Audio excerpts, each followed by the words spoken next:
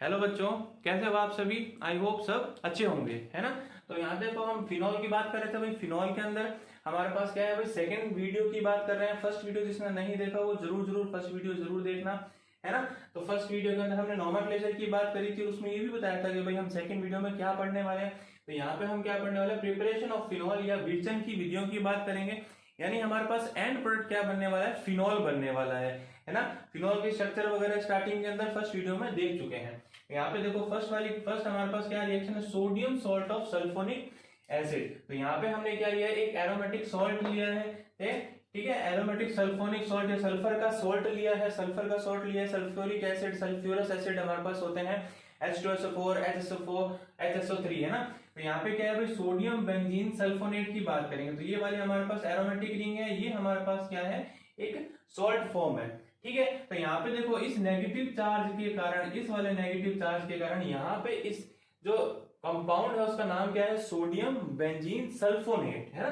तो जब भी हमारे को पता है नेगेटिव चार्ज जब आता है कंपाउंड के ऊपर, तो उसके अंदर नाम के पीछे क्या लग जाता है, OH लग जाता है। तो इसीलिए यहाँ पे भी क्या लगा है, OH लग गया है। तो इसका नाम क्या है, सोडियम बेंजीन सल्फोनेट। इसकी किससे रिएक्शन कर रहा है, NaOH। NaOH को क्या कहते हैं, कास्टिक सोडा भी कहते हैं।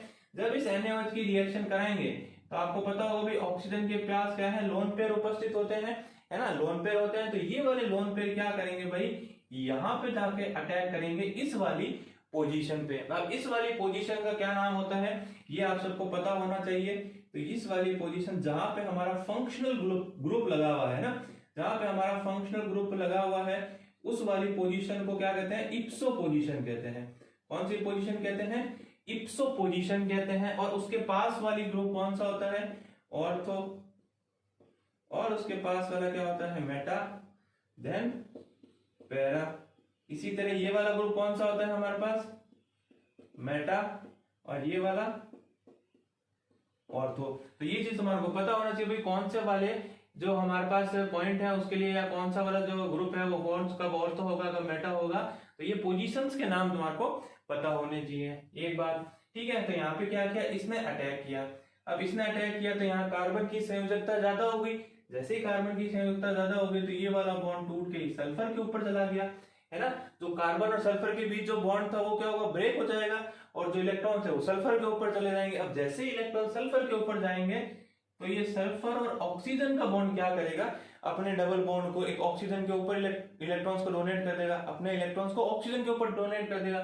देखो कंडीशन क्या बनी हमारे पास, यहां से हमारे को कंडीशन बनी कि भाई यहाँ पे हमारा फिनॉल तो बन गया, फिनॉल तो बन गया, ये तो सबको पता चल रहा होगा। यहां से क्या बन गया, फिनॉल बन गया। एक हमारे पास Na बचा हुआ है, यहाँ पे एक ONa सॉल्ट है और यहाँ पे O नेगेटिव है। तो क्या मैं ऐसे लिख सकता हूँ भाई इसको, कि यहाँ पे क्या है हमारे पास, सल्फर है, एक डबल बॉन्ड Na, क्योंकि ये वाला भी Na क्या होगा, इस वाले नेगेटिव चार्ज जो ऑक्सीजन के ऊपर अभी आया है, इस वाले ऑक्सीजन के ऊपर नेगेटिव चार्ज के पास ये वाला Na क्या हो जाएगा, जुड़ जाएगा। तो इसको मैं क्या कर दूंगा, Na2SO3, ठीक है। Na2SO3 क्या हो जाएगा, रिमूव हो जाएगा। अब ये रिएक्शन हुई क्यों है, क्योंकि यहाँ पे क्या है, ये एक अच्छा लीविंग ग्रुप है ना, एक अच्छा निकलने वाला समूह है, इसी वजह से ये रिएक्शन हुई है। नहीं तो ये चीज हमेशा याद रखना कि भाई बेंजीन जो होती है ना, जो बेंजीन होती है वो हमेशा क्या करती है, या जनरली, है ना, जनरली लिख देते हैं। तो यहाँ पे क्या होती है, जनरली इलेक्ट्रोफिलिक सब्स्टिट्यूशन होती है, इलेक्ट्रोफिलिक सब्स्टिट्यूशन रिएक्शन होती है, यानी हमेशा इलेक्ट्रोफाइल अटैक करता है। ये याद रखना, हमेशा क्या करता है, इलेक्ट्रोफाइल अटैक करता है। पर कुछ कंडीशन के, यहाँ पे हम क्या ले रहे हैं, हाई टेम्परेचर हाई प्रेशर ले रहे हैं, उस कंडीशन के अंदर ये बॉन्ड्स क्या हो जाते हैं, वीक हो जाते हैं, और यहाँ पे इनका अटैक क्या होने लग जाता है, इजीली होने लगा वो लग जाता है। तो उसी कंडीशन के अंदर हम क्या करेंगे, ये वाले लोन पे इप्सो पोजीशन पे अटैक करके इस वाले ग्रुप को निकाल देंगे, और फिनॉल का फॉर्मेशन हमारे पास हो जाएगा। ये समझ में आ गया। अब देखो दूसरा, डायजोनियम सॉल्ट के बारे में बात करते हैं। तो डायजोनियम सॉल्ट भाई तुम्हारे को पता है भाई, N2, है ना, ये क्या होती है भाई, नाइट्रोजन गैस होती है, ठीक है। इस नाइट्रोजन गैस को क्या कहते हैं भाई, एजाइड्स भी कहते हैं, N2 कहते हैं भाई, ठीक है। देखो भाई इसको N-3 को क्या कहते हैं, एजाइड। ये तो तुम्हारे को सबको पता होगा भाई, N-3 को क्या कहते हैं, एजाइड कहते हैं। तो यहाँ पे इनका नाम क्या होता है भाई, इन N2 का नाम क्या होता है, डाईएजोनियम, है ना। और ये क्या है, सॉल्ट की फॉर्म में प्रेजेंट है ना, ये क्या है, सॉल्ट की फॉर्म में प्रेजेंट है, तो इसलिए इसका नाम क्या होगा, डाईएजोनियम सॉल्ट। तो अब इस डाईएजोनियम सॉल्ट की हम वाटर के साथ रिएक्शन कराएंगे। तो देखो रिएक्शन कहां से स्टार्ट होती है, तो ये भी चीज तुम्हारे को पता होना चाहिए कि वाटर कैसा होता है, एक पोलर ग्रुप होता है ना। वाटर कैसा होता है, एक पोलर ग्रुप होता है, जिसमें यहाँ पे जो बॉन्ड के इलेक्ट्रॉन है वो क्या करेगा, ऑक्सीजन अपने पास खींच के रखता है ना। जो ज्यादा इलेक्ट्रॉनिक होता है वो क्या करता है, इलेक्ट्रॉन्स को खींच के रखेगा अपने पास। जैसे ही अपने इलेक्ट्रॉन्स को खींच के रखेगा तो हाइड्रोजन को जैसे ही यहाँ पे टेम्परेचर मिलेगा, जैसे टेम्परेचर मिलेगा तो ये हाइड्रोजन यहाँ से इजीली क्या हो जाएगा, रिमूव हो जाएगा, और ये किसमें रहेगा, H+ और OH- की फॉर्म में रह सकता है। अब ये वाला OH- ही क्या है, यहाँ पे अटैक कर रहा है। ये वाला जो इससे क्या बना है, OH- क्यों बना है ये समझ में आ गया, OH- से अटैक क्यों कर रहा है। तो ये वाला जो OH- है वो इस वाली पोजीशन, इप्सो पोजीशन पे ही अटैक करेगा, है ना, क्योंकि ये वाला ग्रुप निकालना है तो इप्सो पोजीशन पे अटैक होगा। अब यहाँ पे जब अटैक होगा तो ये वाला बॉन्ड इसके ऊपर जाएगा, तो ये वाला बॉन्ड क्या हो जाएगा, इसके ऊपर चला जाएगा, ठीक है। तो ये वाला ग्रुप क्या हो जाएगा, निकल जाएगा, HSO4- क्या हो जाएगा, रिमूव हो जाएगा। अब देखो क्या क्या निकल गया हमारे पास और क्या क्या बन गया। तो यहाँ से हमने देखा भाई फिनॉल तो बन गया हमारे पास, है ना, फिनॉल तो बन गया भाई। यहाँ से जो OH था वो इस बेंजीन या एरोमेटिक रिंग के ऊपर जाके इजीली सब्स्टिट्यूट हो गया। और साथ में क्या निकल गई, नाइट्रोजन गैस, नाइट्रोजन गैस निकल गई और H2SO4 निकल गया। अब तुम कहोगे भाई H2SO4 कहां से निकल गया, तो HSO4- तो ये था ही, और एक H+ जो हमने यहां से निकाला था वो भी तो क्या करेगा, उसी के साथ अटैच हो जाएगा, ठीक है। अब देखो भाई नाइट्रोजन क्या होती है, एक टाइप की क्या होती है, गैस होती है। तो तुम हमेशा ध्यान रखना भाई, कभी भी रिएक्शन के अंदर जब क्या है हमारे पास गैस रिमूव होती है ना, गैस निकलेगी, याद रखना भाई। तो गैस निकलेगी, तो गैस निकलने से क्या होगा, एंट्रोपी इंक्रीज होगी। थर्मोडायनेमिक के अंदर हमारे पास एंट्रोपी आती है। एंट्रोपी यानी क्या होती है भाई, अस्थिरता, अस्थायित्व है ना, अस्थिरता, ठीक है। डेल्टा ऐसे रिप्रेजेंट करते हैं। तो एंट्रोपी क्या होती है, बढ़ती है, जिससे क्या होती है, हमारी स्टेबिलिटी बढ़ती है। एंट्रोपी बढ़ने से क्या होती है, रिएक्शन की स्टेबिलिटी क्या होती है, इंक्रीज होती है। इसलिए जब भी किसी रिएक्शन में भाई नाइट्रोजन या N2 प्रेजेंट होता है तो वो N2 गैस की फॉर्म में निकल जाती है, क्योंकि वो रिएक्शन बहुत फास्ट हो रही होती है, स्पॉन्टेनियस से स्वतः हो रही होती है ना। फॉर्मूला पता होगा, delta G = delta H - T delta H, है ना। तो उसके अकॉर्डिंग देखोगे यहाँ पे क्या होगा, एंट्रोपी इंक्रीज होगी, तो रिएक्शन स्वतः ही होने लग जाएगी, यानी कि इसको निकालते रिएक्शन बहुत इजी हो जाएगी। इसलिए हमने ऐसा सॉल्ट यूज किया है। यहां से समझ में आ गया भाई, ये फॉर्म निकल गई है ना, कैसे निकली और क्या इसका रीजन है वो भी हमारे को पता चल गया। अब देखो भाई next, by decarboxylation of phenolic acid. देखो भाई फिनॉल का कोई एसिड है या डेरिवेटिव के रूप में क्या किया, एसिड को यूज किया है। तो जब हमने फिनॉल के डेरिवेटिव के रूप में एसिड को यूज किया तो उसको क्या कह दिया, फिनोलिक एसिड कह दिया। अब फिनोलिक एसिड के साथ NaOH और CaO का यूज किया है ना, कास्टिक सोडा और कैल्शियम ऑक्साइड का यूज किया है। तो हमेशा जानना भाई, कैल्शियम ऑक्साइड क्या करेगा, इस एसिडिक ग्रुप को क्या करेगा, इजीली रिमूव कर देगा। इस एसिडिक ग्रुप को क्या करेगा, इजीली रिमूव कर देगा। एक चीज ये भी ध्यान रखना कि भाई यहाँ पे क्या होगा, किसी भी पोजीशन पे अगर हमारे पास दो एसिडिक ग्रुप लगे हुए हैं, है ना, दो एसिडिक ग्रुप लगे हुए हैं, तो वो तो जनरल हीट देने से ही एक एसिडिक ग्रुप निकल जाएगा, एक ही निकलेगा, है ना। एक एसिडिक ग्रुप होगा वो क्या हो जाएगा, रिमूव हो जाएगा, ठीक है, एक एसिडिक ग्रुप रिमूव हो जाएगा। लेकिन अगर कोई कंडीशन है कि भाई यहां से अगर इस कंपाउंड में से मुझे क्या करना है, CO2 निकालना है, तभी तो हमारा फिनॉल बनेगा, है ना, तभी हमारा फिनॉल बनेगा। तो उसके लिए हमको क्या यूज करना पड़ेगा, कैल्शियम ऑक्साइड या कैल्शियम कार्बाइड या कैल्शियम के सॉल्ट को यूज कर सकते हैं ना। कैल्शियम का सॉल्ट यूज करेंगे तो वो क्या करेगा, इस CO2 को निकाल देगा और यहां से हमारे पास क्या वापस प्रोडक्ट बन जाएगा। प्रोडक्ट क्या बनेगा, फिनॉल का फॉर्मेशन हो जाएगा। प्रोडक्ट तो हमारे को बताइए भाई, हमारे को फिनॉल ही बनाना है ना। अब देखो भाई ये रिएक्शन अच्छी है, ध्यान से समझना, ठीक है। यहाँ पे हम क्या यूज कर रहे हैं, RMGX या ग्रिग्नार्ड रीजेंट को यूज कर रहे हैं, RMGX, ठीक है। पता होगा भाई ग्रिग्नार्ड रीजेंट क्या होता है, RMGX होता है, ठीक है। तो यहाँ पे क्या है, ये हमारे पास एल्किल है और ये हमारे पास क्या है, मेटल्स है, ठीक है। तो तुम्हारे को भाई ये चीज पता होनी चाहिए कि इसकी इलेक्ट्रोनेगेटिविटी ज्यादा होती है और मेटल की इलेक्ट्रोनेगेटिविटी क्या होती है, कम होती है इस एल्किल की तुलना में, है ना। इस एल्किल की तुलना में मेटल की इलेक्ट्रोनेगेटिविटी क्या होती है, कम होती है। तो यहाँ पे मैं क्या करता हूँ, इस पे पार्शियल नेगेटिव चार्ज और इस पे पार्शियल पॉजिटिव चार्ज कह सकता हूँ। जैसे कि कंडीशन हमने क्या देखी थी, यहाँ पे देखी थी वाटर के अंदर जिसकी इलेक्ट्रॉन नेगेटिविटी ज्यादा थी तो वो ऑक्सीजन क्या कर रही थी, इलेक्ट्रॉन को खींच के रख रही थी। तो जैसे ही ऑक्सीजन इलेक्ट्रॉन को खींच के रख रही थी तो यहाँ पे पार्शियल क्या हो रहा था, नेगेटिव चार्ज क्रिएट हो रहा था, और यहाँ पे क्या हो रहा था, पार्शियल पॉजिटिव चार्ज क्रिएट हो रहा था, जिसकी वजह से ये क्या हो रहा है, इजीली निकल सकता है। तो यहाँ पे भी यही चीज होगी भाई, यहाँ पे क्या है, easily partial positive partial negative create हो जाएगा। अब देखो भाई यहाँ पे क्या होगा, इस वाली कंडीशन में नेगेटिव और ऊपर पॉजिटिव चार्ज, तो ये वाला बॉन्ड क्या करेगा, किसी भी जगह अटैक करा दो, यहाँ पे अटैक करा है तो ये बॉन्ड टूट के यहाँ पे आ गया। अब जब यहाँ पे 2 इलेक्ट्रॉन आ गए भाई, देखो इसके अंदर क्या थे, इस वाले बॉन्ड में 2 इलेक्ट्रॉन थे, है ना, इस वाले बॉन्ड में 2 इलेक्ट्रॉन थे, दोनों इलेक्ट्रॉन कहाँ आ गए, इसके ऊपर आ गए, तो क्या आ गया, नेगेटिव चार्ज आ गया। तो इस नेगेटिव चार्ज के आने की वजह से ये पॉजिटिव चार्ज इसके साथ लग जाएगा, है ना, ये वाला पॉजिटिव चार्ज क्या करेगा, उसके साथ लग जाएगा। तो यहाँ पे क्या कंडीशन आएगी, OMgBr, और ये हमारे पास क्या आ गई, एक रिंग आ गई। ठीक है, एक रिंग आ गई।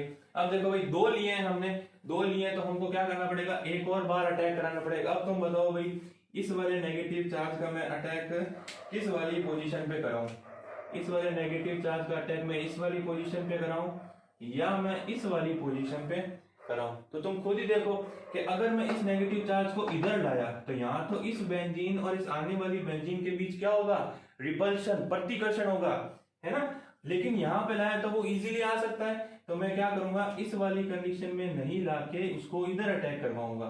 ठीक है, तो भाई जैसे ही मैं क्या करूंगा, उसको इधर अटैक करवाऊंगा तो क्या कंडीशन मिलेगी मेरे को, कि यहाँ पे क्या होगा,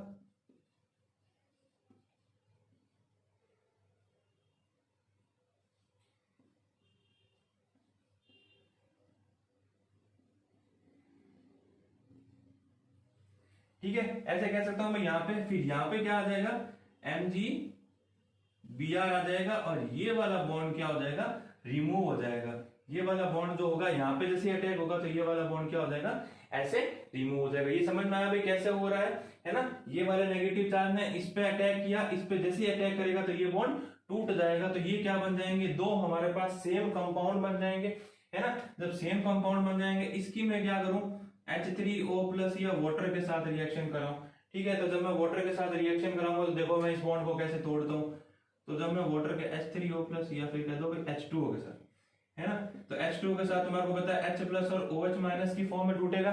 यहाँ पे भी कैसे टूटेगा, ऐसे ही टूटेगा कि यहाँ क्या चला जाएगा, हमारे पास H आ जाएगा, और ये वाली कंडीशन में क्या आ जाएगा, OH आ जाएगा। जैसे कि यहाँ पे तोड़ा है तो H यहाँ पे क्यों है, क्योंकि यहाँ पे क्या है भाई, इसके पास तो इलेक्ट्रॉन्स की अधिकता है और इसके पास इलेक्ट्रॉन की कमी है, तो वो वहीं जाना चाहेगा जहाँ इलेक्ट्रॉन की अधिकता होगी, है ना। तो वो क्या करेगा, यहाँ पे अटैक कर देगा। तो यहाँ से हम इनको तोड़ दें तो क्या मिलेगा हमारे को, 2 मोल क्या मिलेंगे, फिनॉल मिल जाएंगे, जो कि हमारे को मेन प्रोडक्ट बनाना है। तो इस तरीके से हम RMGX की रिएक्शन जब O2 से करवाते हैं, है ना, aromatic RMGX, aromatic Grignard reagent, इसको RMGX की जगह मैं क्या लिख सकता हूं भाई, R की जगह ये हमने क्या लिया, बेंजीन रिंग ले ली, है ना, R की जगह बेंजीन रिंग ले ली। 2 मोल लेंगे तो यहाँ से हमारे को ये वाला प्रोडक्ट मिल जाएगा। 1 मोल लेंगे तो फिनॉल नहीं बना सकते, क्योंकि ये वाला बॉन्ड क्या करेगा, बीच में आ जाएगा।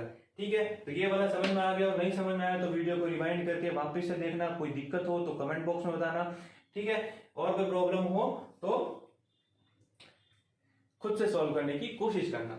ठीक है, एरिल हैलाइड की बात करते हैं भाई, एरिल हैलाइड से रिएक्शन करवाएंगे। देखो भाई, एरिल हैलाइड हमारे पास क्या है भाई, बेंजीन रिंग है, उसके ऊपर हमने क्या कर दिया, एक हैलाइड ग्रुप लगा दिया, तो उसको हम क्या कर देंगे भाई, एरिल हैलाइड कह देंगे।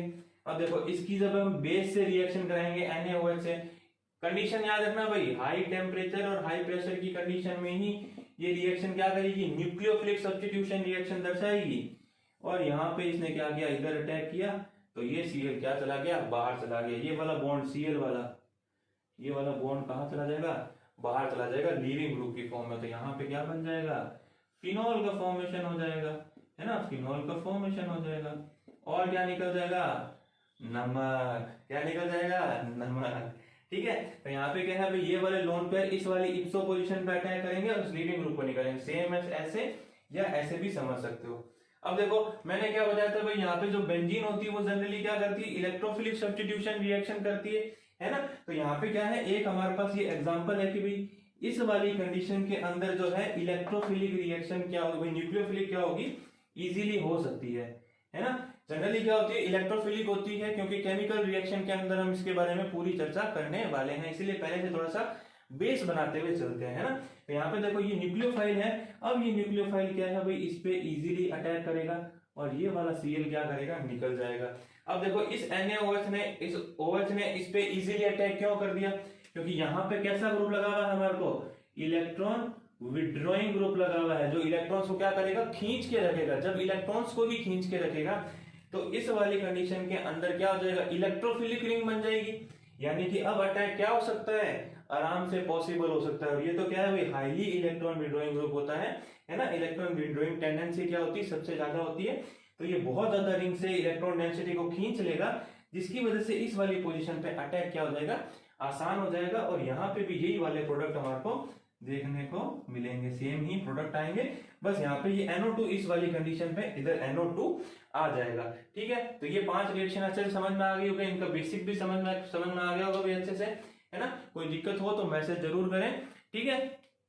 अगली 5 रिएक्शन हम और देखते हैं। अब हम बात करेंगे हमारे नेक्स्ट मेथड की, जिसका नाम क्या है भाई कोल तार के द्वारा, है ना। कोल तार क्या होता है भाई, जब हम सड़क वगैरह बनाते हैं तो उसके अंदर जो काले रंग का जो ऑयल छिड़का जाता है उसको हम क्या कहते हैं, कोल तार कहते हैं, है ना।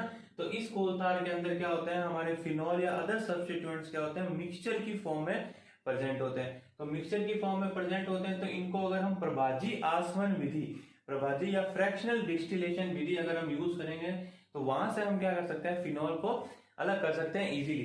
तो ये एक भाई अच्छा मेथड है, कैसा, कोल तार या ऑयल में से हमारे को फिनॉल निकालने के लिए।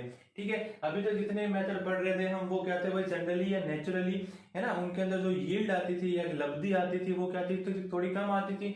अब हमारे को लेबोरेटरी के अंदर या भाई इंडस्ट्रियल यूज करने के लिए, औद्योगिक यूज करने के लिए भी फिनॉल ज्यादा से ज्यादा चाहिए, है ना, क्योंकि फिनॉल क्या एक अच्छा सॉल्वेंट होता है। तो उस चीज को बनाने के लिए या उसको अधिक मात्रा में बनाने के लिए अब हम क्या देखेंगे, सिंथेटिक मेथड्स की बात करेंगे। किसकी बात करेंगे, सिंथेटिक मेथड्स की बात करेंगे, जिसमें पहला मेथड हमारे पास सोडियम बेंजीन सल्फोनेट, है ना। सोडियम बेंजीन सल्फोनेट की बात करेंगे। यहाँ पे देखो, यहाँ पे हमारे पास क्या है भाई, FH2SO4 से हमने क्या कराई है, रिएक्शन कराई है। किससे कराई है, FH2SO4 से रिएक्शन कराई है। तो F क्या है, माइनस की फॉर्म है, तो माइनस की फॉर्म है तो ये क्या करेगा, एक प्रोटॉन को यहाँ से रिमूव कर देगा। जैसे ये प्रोटॉन को लेगा तो यहाँ पे नेगेटिव चार्ज बनेगा, है ना। ये नेगेटिव चार्ज इस SO4 के ऊपर अटैक करेगा, है ना, इस SO4 के ऊपर अटैक करेगा। ये देखो भाई, ये वाला SO4 हमारे पास कुछ इस टाइप से दिखता है, तुम्हारे को मैंने पहले भी बताया भाई, जो SO4 है वो कुछ इस टाइप से दिखता है ना। तो यहाँ पे भाई H के क्या है, HF निकलने के बाद यहाँ पे जो ये नेगेटिव चार्ज था, वो नेगेटिव चार्ज ये वाला है जो इस पे अटैक करेगा, सल्फर पे, है ना, सल्फर पे अटैक करेगा तो ये वाला बॉन्ड हमारा ऊपर जाएगा। तो नेक्स्ट कंडीशन के अंदर क्या बनेगा हमारे पास, ये नेगेटिव, ये वाला OH और ये वाला OH। अब जैसे ये नीचे आएगा तो ये वाला बॉन्ड क्या है, बाहर चला जाएगा, ये वाला बॉन्ड क्या है, बाहर चला जाएगा। और यहां से जो HF बना है, एसिड बना है, उस HF में से भी क्या होगा, H निकल जाएगा H+ की फॉर्म में, और इसके साथ जुड़ के वाटर में कन्वर्ट हो जाएगा, वाटर में कन्वर्ट हो जाएगा, है ना। यानी मैं क्या कर सकता हूँ, यहां से जब मैंने इसकी रिएक्शन करवाई तो रिएक्शन कराने के बाद मुझे क्या प्रोडक्ट मिला, SO3 HSO3 माइनस लिख सकता हूँ, है ना। यहाँ पे क्या है भाई, HSO3 माइनस प्रोडक्ट का हमारे को फॉर्मेशन होगा, HSO3 माइनस का फॉर्मेशन होगा, जो कि यहाँ से तुम्हारे को पता चल सकता है भाई HSO3 का ही फॉर्मेशन हमारे को मिलेगा। ठीक है, अब HSO3 के बाद हम किसकी रिएक्शन करवाएंगे भाई, NaOH की रिएक्शन कराएंगे, है ना। अब हम किसकी रिएक्शन कराएंगे, सोडियम हाइड्रोक्साइड की रिएक्शन करवाएंगे, सोडियम हाइड्रोक्साइड की रिएक्शन करवाएंगे। तो यहाँ से ये वाला बेस क्या करेगा, इस वाले प्रोटॉन को निकाल लेगा। इस वाले प्रोटॉन को क्यों निकाल लेगा, क्योंकि यहाँ पे ये वाला प्रोटॉन क्या है, एसिडिक प्रोटॉन है भाई। ये वाला जो NaOH क्या होता है, क्षार होता है, तो क्षार क्या करेगा, एसिडिक प्रोटॉन को निकालना चाहेगा, है ना। तो रिएक्शन में सबसे पहले एसिड बेस रिएक्शन ही होती है, इसलिए ये जो हमारे पास लोन पेयर होगा या जो OH होगा वो क्या करेगा, H को निकाल लेगा। जब ये H को निकाल लेगा तो हमारे पास क्या प्रोडक्ट बन जाएगा भाई, SO3 माइनस Na+ का फॉर्मेशन हो जाएगा, है ना। Na+ का फॉर्मेशन हो जाएगा। अब मैं क्या कर रहा हूँ, मैंने और सोडियम डाला, सोडियम हाइड्रोक्साइड डाला। सोडियम हाइड्रोक्साइड अगर मैं और डालूं तो अब यहाँ पे तो कोई प्रोटोन ही नहीं है ना। अगर यहाँ पे कोई प्रोटोन नहीं है तो अब जो हमारे पास OH का लोन पेयर है, ये लोन पेयर अब क्या करेगा, अटैक करेगा और इस वाले ग्रुप को क्या करेगा, निकाल लेगा। जैसे रिएक्शन हमने क्या करी थी, पहले देखी थी, वही रिएक्शन लगभग वापस होगी। तो यहाँ पे क्या बन जाएगा, फिनॉल बन जाएगा। ठीक है, अब फिनॉल तो बन गया। अब देखो भाई, NaOH 2 स्टेप के अंदर हमने यूज किया, यानी NaOH क्या लिया हमने, कुछ ज्यादा मात्रा में लिया, एक्सेस में लिया है। तो अभी भी क्या है, यहाँ पे NaOH रिएक्शन के अंदर क्या है, पड़ा रह जाता है, जिसकी वजह से ये जो प्रोटॉन है वो क्या हो जाता है, Na से रिप्लेस हो जाता है ना। प्रोटॉन क्या है भाई, Na से रिप्लेस हो जाता है। तो हमारे को कोई ऐसा रिएजेंट लेना पड़ेगा जो इसको क्या है भाई, प्रोटॉन को निकालने नहीं, यानी कि OH है जो H को बार बार निकाल ना सके। तो ऐसा रिएजेंट हमारे को यूज करना पड़ेगा। तो हम क्या यूज करेंगे, HCl को यूज करेंगे, है ना। जब मैं HCl को यूज करूंगा तो मैं इस बॉन्ड को ऐसे तोड़ सकता हूँ, यहाँ पे H और यहाँ पे Cl। तो यहाँ से हमारे पास क्या प्रोडक्ट का फॉर्मेशन हो जाएगा, फिनॉल का फॉर्मेशन हो जाएगा, प्लस नमक निकल जाएगा। क्या निकल जाएगा भाई, NaCl, नमक निकल जाएगा, है ना, सॉल्ट निकल जाएगा। तो यहाँ पे ये हमारी प्रोसेस खत्म होती है। सोडियम बेंजीन सल्फोनेट से हमने क्या बना दिया, एक फिनॉल बना दिया, जो क्या है, एक स्टेबल फिनॉल है और किसी भी NaOH से ये रिप्लेस नहीं हो रहा है, क्योंकि एंड स्टेप में हमने क्या यूज कर लिया, HCl यूज कर लिया। तो HCl ने क्या किया, एसिड बेस से न्यूट्रलाइजेशन, उदासीनीकरण होने के कारण यहाँ पे ये फिनॉल क्या बन गया, अधिक मात्रा में बनता रहेगा इस वाली प्रोसेस के थ्रू, है ना। ये सबसे ओल्डेस्ट मेथड था। सबसे ओल्डेस्ट मेथड हमारे पास जो था वो यही था, है ना। ओल्डेस्ट मेथड हमारे पास ये वाला ही था। इसके बाद देखो, इसके बाद एक प्रोसेस है हमारे पास, डाउ प्रोसेस, है ना। ये भी इंपॉर्टेंट है भाई। डाउ प्रोसेस के अंदर हम क्या करते हैं, एरिल हैलाइड या एरिल क्लोराइड का यूज कर ले, मेनली एरिल क्लोराइड का या बेंजील क्लोराइड का यूज करेंगे। ठीक है, बेंजील क्लोराइड का यूज करेंगे। यहाँ से क्या प्रोडक्ट हमारे को देखने को मिलेगा, तो प्रोडक्ट क्या मिलेगा हमारे को भाई, यहां से प्रोडक्ट मिलेगा हमारे को सीधा OH, सॉरी, है ना। यहां से क्या है भाई, NaOH यूज किया है 200 ATM से। क्या प्रोडक्ट बने, हम चाह रहे थे कि प्रोडक्ट कौन सा बनेगा, तो ये वाला प्रोडक्ट बनेगा, है ना। इससे पहले भी हमने देखा भी कौन सा प्रोडक्ट बन रहा था, कुछ ऐसा ही प्रोडक्ट बन रहा था, है ना। पर इसके साथ में क्या है, इसके साथ में और भी क्या है भाई, सब्स्टिट्यूएंट या बाय प्रोडक्ट भी क्या है, बन जाते हैं, है ना। C6H5 ऑर्थो पे, और क्या है भाई, OH C6H5। तो यहां से क्या है भाई, दो टाइप के प्रोडक्ट ये, प्लस एक ईथर वाली फॉर्म भी क्या है, बन जाती है। प्लस क्या है, ईथर वाली फॉर्म भी बन जाती है ना। तो ये वाले क्या है, बाई प्रोडक्ट होते हैं। ये बाई प्रोडक्ट भी बनते हैं इस डाउ प्रोसेस के अंदर। तो ये बाई प्रोडक्ट्स भी ध्यान रखना, ये बाई प्रोडक्ट्स भी क्या होते हैं, इंपॉर्टेंट होते हैं, है ना। लास्ट प्रोसेस देखो भाई, रेस्टिंग प्रोसेस। रेस्टिंग प्रोसेस के अंदर हम क्या देखते हैं, ठीक है। तो रेस्टिंग प्रोसेस के अंदर हम बेंजीन लेंगे, जिसमें हाफ O2 की रिएक्शन कराएंगे HCl की प्रेजेंस में। ये हमारे पास क्या है, सॉल्ट है। टेम्परेचर देख लो, अभी भी हाई ले रहे हैं, टेम्परेचर पे ध्यान रखना भाई, टेम्परेचर अभी भी हाई ले रहे हैं, ठीक है। तो यहाँ पे क्या है, बेंजीन की रिएक्शन कराएंगे O2 HCl की प्रेजेंस में। तो यहाँ पे क्या होगा, फर्स्ट कंडीशन में हमारा क्लोरोबेंजीन का फॉर्मेशन हो जाएगा। किसका फॉर्मेशन हो जाएगा, क्लोरोबेंजीन का फॉर्मेशन हो जाएगा, है ना। यहाँ से कैसा फॉर्मेशन होगा भाई, यहाँ पे तो एक ही ऑक्सीजन है ना। तो यहाँ पे क्या होगा, कुल मिला के वाटर निकल जाता है, तो यहाँ से क्या बन जाता है हमारे को, क्लोरोबेंजीन, है ना। क्लोरोबेंजीन, जो कि इसके भी 2 मोल लेंगे, इसके भी 2 मोल लेंगे, है ना, प्रोटॉन से निकलने के। ये पूरी स्टेप नहीं बता रहा हूँ, ठीक है। यहाँ देखो भाई, वाटर यूज करेंगे। जैसे ही हमने वाटर यूज किया तो वाटर क्या करेगा, यहाँ से इसको इजीली रिप्लेस करके फिनॉल में कन्वर्ट कर देगा। टेम्परेचर अभी भी ध्यान रखना भाई, 2 से 23 डिग्री सेंटीग्रेड यूज करते हैं, है ना। तुम अगर अप्रोक्स टेम्परेचर लिखोगे तो भी सही होगा, बस टेम्परेचर क्या होना चाहिए, हाई होना चाहिए, ठीक है। एक मेथड ये हो गया। उसके बाद भाई, रेस्टिंग प्रोसेस को हम 2 स्टेप में ना करके सीधा एक प्रोसेस में भी कर सकते हैं। कैसे कर सकते हैं कि भाई, यहाँ पे मैं क्या करूं, यहाँ पे इस बेंजीन से किसकी रिएक्शन करवा दूं भाई, V2O5 वेनेडियम ऑक्साइड्स की रिएक्शन करवा दूं। टेम्परेचर कितना रखूं, 400 डिग्री सेंटीग्रेड रखूं। अगर मैं टेम्परेचर इतना हाई रखता हूं और अगर मैं वेनेडियम का ऑक्साइड यूज कर रहा हूं, तो यहाँ पे हमारे को सीधा ही फिनॉल देखने को मिल जाता है, सीधा ही फिनॉल देखने को मिल जाता है। तो यहाँ पे क्या है भाई, रेस्टिंग प्रोसेस से एक कंडीशन ये भी होती है कि V2O5 हायर टेम्परेचर पे भी फिनॉल का फॉर्मेशन हो जाता है। इसके बाद लास्ट मेथड हमारे पास बचता है क्यूमीन के थ्रू, है ना। क्यूमीन से, ठीक है, क्यूमीन से हमारा क्या है भाई, फिनॉल बनाना है। तो लास्ट मेथड हमारा क्या है भाई, बहुत ही इंपॉर्टेंट है।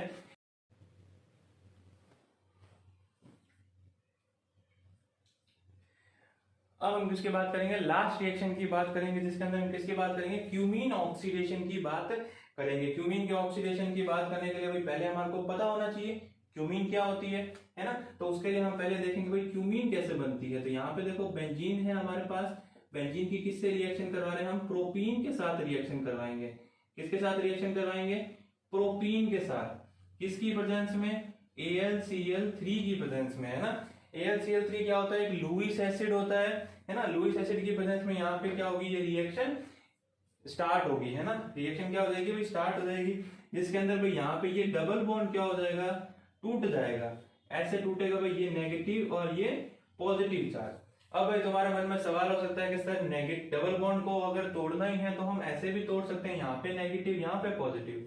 तो इसके लिए एक चीज ध्यान रखना भाई, है ना। एक चीज क्या ध्यान रखनी है कि यहाँ पे कार्बोकैटायन की स्टेबिलिटी, किसकी, कार्बोकैटायन की स्टेबिलिटी का पता होना चाहिए भाई, कौन सा कार्बोकैटायन स्टेबल होता है ना। जीओसी के अंदर बात करते हैं भाई 3 degree, then 2 degree, then 1 degree हमारे पास जो कार्बोकैटायन होता है वो स्टेबल होता है। तो स्टेबिलिटी का क्या ऑर्डर होता है, 3 डिग्री, 2 डिग्री और 1 डिग्री। यानी हर सिस्टम क्या चाहता है, स्टेबल होना चाहता है। भाई आप लोग भी स्टेबल होना चाहते हो, है ना। इसी तरीके से ये कंपाउंड भी क्या है, स्टेबल होना चाहता है। तो इस वाली कंडीशन में यहाँ पे स्टेबिलिटी मिलेगी तो यहाँ नेगेटिव चार्ज आ जाएगा, ठीक है। जैसे यहाँ पे नेगेटिव चार्ज आएगा तो ये इस वाली बेंजीन से किसी ना किसी पोजीशन से एक प्रोटॉन को क्या करेगा, एब्स्ट्रैक्ट कर लेगा, ठीक है।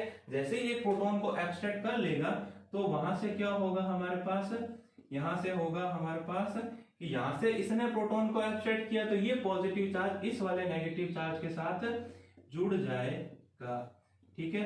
तो यहाँ पे हमारे पास क्या कंडीशन बन गई, ये वाली कंडीशन बन गई कि भाई यहाँ पे ये वाला जो CH बॉन्ड था वो इसकी जगह आ गया और ये CH3 आ गया, ठीक है। तो इसी को मैं क्या कर रहा हूँ, क्यूमीन नाम दे रहा हूँ। क्या नाम दे रहा हूँ, क्यूमीन नाम दे रहा हूँ, ठीक है। अब मैं क्या करूंगा, इस क्यूमीन का ऑक्सीडेशन कराऊंगा, ठीक है। इस क्यूमीन का क्या करूंगा, O2 से ऑक्सीडेशन कराऊंगा, ठीक है, 300 डिग्री सेंटीग्रेड और OH माइनस की प्रेजेंस में, ठीक है। अब देखो OH माइनस क्या करेगा, प्रोटॉन को निकालेगा, ठीक है। ये OH माइनस क्या करेगा, इस प्रोटॉन को निकाल देगा। अब तुम्हारे मन में ये भी बात आनी चाहिए भाई OH माइनस ने क्या है, इसको प्रोटॉन को क्यों निकाला। तो प्रोटॉन निकालने के बाद इधर देखो यहां पे क्या हो रहा है, इस कार्बन पे नेगेटिव चार्ज, ये नेगेटिव जाएगा इधर, ये वाली बॉन्ड इधर, है ना।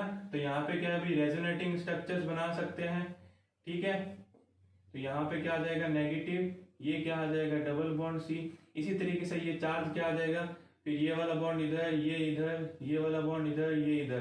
तो नेगेटिव यहाँ भी आ सकता है, यहाँ भी आ सकता है, फिर घूम के वापिस आ जाएगा। तो यहाँ पे क्या हो रहा है, कॉन्जुगेशन होने के कारण, संयुग्मन होने के कारण यहाँ पे क्या है, ये नेगेटिव चार्ज स्टेबल है, इसलिए क्या है, ये वाला प्रोटॉन निकल जाएगा। अब देखो ये वाला प्रोटॉन निकल गया, मानो ये वाला प्रोटॉन हमने क्या किया भाई, मानो क्या निकाल ही दिया, ठीक है। ये वाला प्रोटॉन निकलने के बाद मैंने किससे रिएक्शन कराई, O2 से। तो ये नेगेटिव चार्ज इस ऑक्सीजन पे जाएगा और ये डबल बॉन्ड का जो इलेक्ट्रॉन है वो कहाँ चले जाएंगे, इस वाले ऑक्सीजन पे। 2 इलेक्ट्रॉन होते हैं एक बॉन्ड में, दोनों इलेक्ट्रॉन ऑक्सीजन के ऊपर चले जाएंगे, है ना, ये वाला नेगेटिव चार्ज। तो अब मैं देखो आगे क्या कह सकता हूँ, यहाँ पे क्या कंडीशन बनेगी हमारे पास, तो यहाँ पे कंडीशन बनेगी COO CH3 और यहाँ पे क्या है, नेगेटिव चार्ज, है ना। यहाँ पे क्या है, नेगेटिव चार्ज।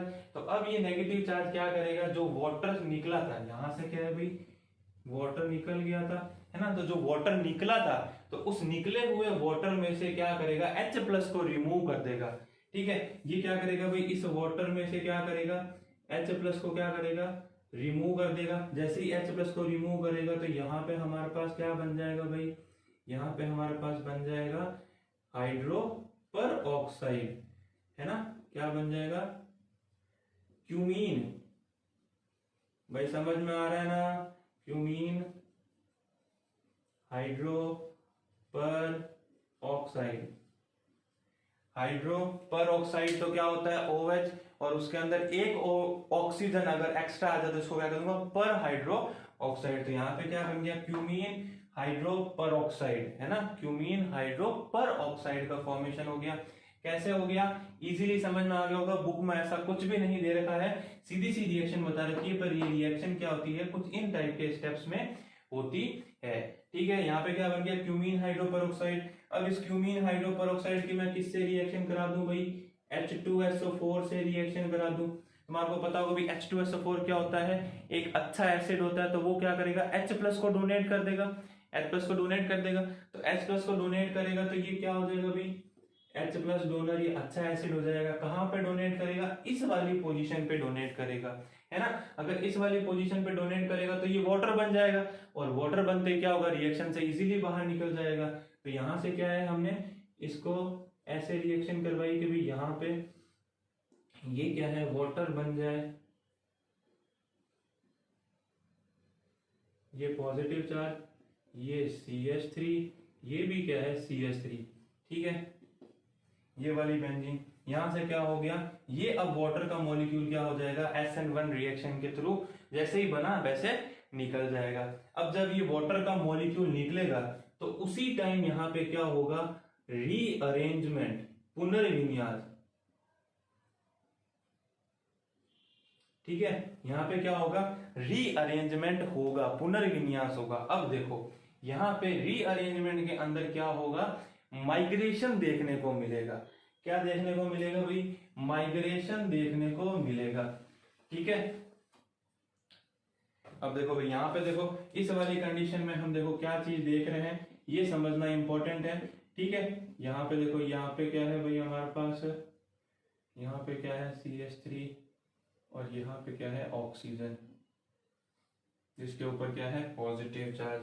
ठीक है, पॉजिटिव चार्ज है क्योंकि यहाँ पे ये क्या है भाई, ये वाला जो बॉन्ड टूटा था, है ना, ये वाला जो बॉन्ड टूटा था, तो वो क्या है भाई, यहाँ पे वाटर बना था, तो वाटर क्या करेगा, नेगेटिव चार्ज को लेके जाएगा, पीछे क्या बचेगा, पॉजिटिव बचेगा। अब हमारे को क्या करना है, एक स्टेबल कार्बोकेटायन बनाना है। जब स्टेबल कार्बोकेटायन बनाना होगा तो मैं क्या करूंगा, यहां से माइग्रेशन करवाना पड़ेगा।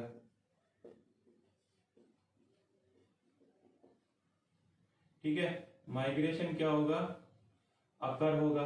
ठीक है, अब माइग्रेशन होगा तो या तो ये वाला ग्रुप माइग्रेट होंगे, या ये मेथिल ग्रुप माइग्रेट होगा, या तो बेंजीन माइग्रेट होगा, या क्या होंगे, एल्किल ग्रुप माइग्रेट होंगे। तो माइग्रेशन में याद रखना है कि भाई इन वाले माइग्रेशन में हमारा जो बेंजीन ग्रुप का जो माइग्रेशन पावर होता है वो ज्यादा होता है मेथिल ग्रुप की कंपैरिजन में। ठीक है, बेंजीन ग्रुप का जो माइग्रेशन पावर होता है वो मेथिल ग्रुप की तुलना में क्या होता है, ज्यादा होता है। ठीक है, तो अब ये माइग्रेशन करेगा, कहां पे माइग्रेशन करेगा, इस वाले ऑक्सीजन पे। अब देखो, अगर ये वाला ग्रुप इस वाले ऑक्सीजन पे माइग्रेशन कर जाए तो यहाँ पे जो पॉजिटिव चार्ज था वो इस वाले कार्बन पे आ जाएगा। इधर देखो,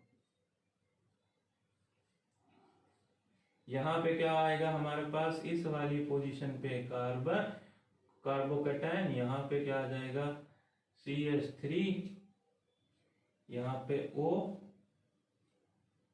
इस वाली पोजीशन पे ये नहीं आके यहाँ पे आ जाएगा C6H5, और इधर आ जाएगा CH3।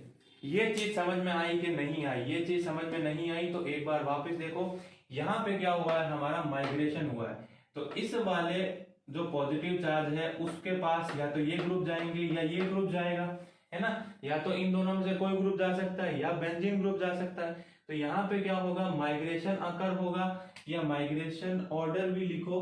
तो माइग्रेशन ऑर्डर में हमारा जो ऑर्डर होगा वो किसका ज्यादा होगा, बेंजीन का ज्यादा होगा एज कंपेयर टू मेथिल, है ना, as compare to methyl benzene का जो होगा माइग्रेशन पावर ज्यादा होगा, इसलिए जो बेंजीन होगा ये माइग्रेट होके इसके पास चला जाएगा, यहां से हट जाएगा।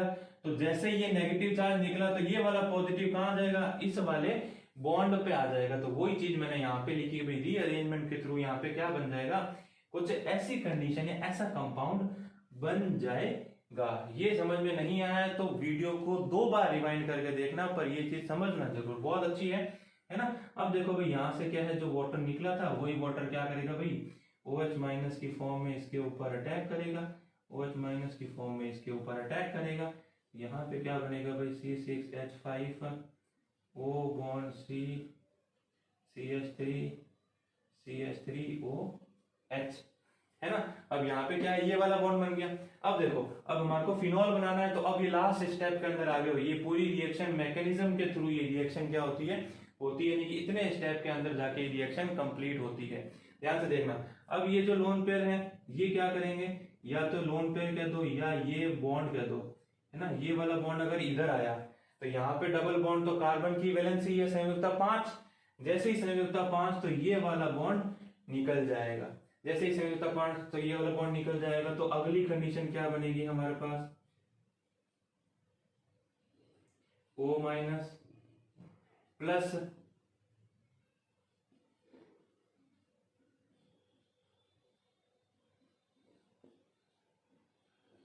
ठीक है, कुछ यही वाली कंडीशन यहां से ये वाली कंडीशन बन जाएगी। ये तो समझ में आ रहा होगा कैसे हो रही है कोई चीज, है ना। तो यहां से अगर मैं H को हटा दूं, यहां से क्या करूं भाई, H को हटा दूं, क्योंकि यहाँ पे हमने देखा था भाई H वाला बॉन्ड ही क्या हुआ था, यहाँ पे आया था, है ना। तो ये वाली कंडीशन आएगी नहीं, H वाला बॉन्ड क्या होगा अपने आप ही, क्योंकि ये वाला बॉन्ड यहाँ से हट गया था। तो ये जब वहां से हटा तो यहाँ पे क्या हो जाएगा, ऐड हो जाएगा।